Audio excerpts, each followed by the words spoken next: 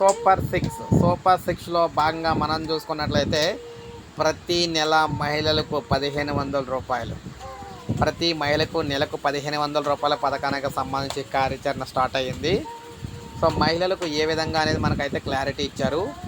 18 ఏళ్ళ నుంచి పట్టుకొని 59 సంవత్సరాల మధ్యలో ఉన్న మహిళలందరికీ కూడా నెలకు 1500 రూపాయలు అయితే విడుదల చేస్తామని చెప్పడం అయితే జరిగింది. సో నిన్న దీనికి సంబంధించి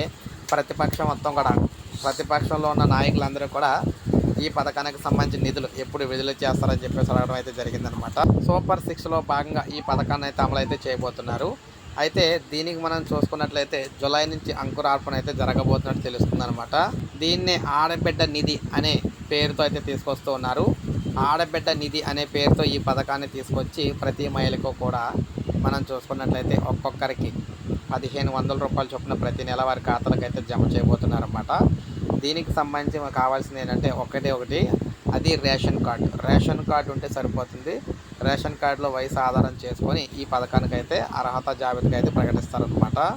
మహాశక్తిలో భాగంగా ఈ పథకం మహిళలకైతే అందిస్తున్నారు, ఆడబిడ్డ నిధి అనే పేరుతోటి. అయితే దీనికి సంబంధించి మనం ఎప్పటి నుంచి అమలు చేస్తారని చూసుకున్నట్లయితే జూలై నెల నుంచి అమలు చేస్తామని చెప్పేసి చెప్తున్నారన్నమాట. అంటే జూలైలోనే దీనికి సంబంధించి మొదటి 1500 అయితే రాబోతున్నాయి మహిళలకు.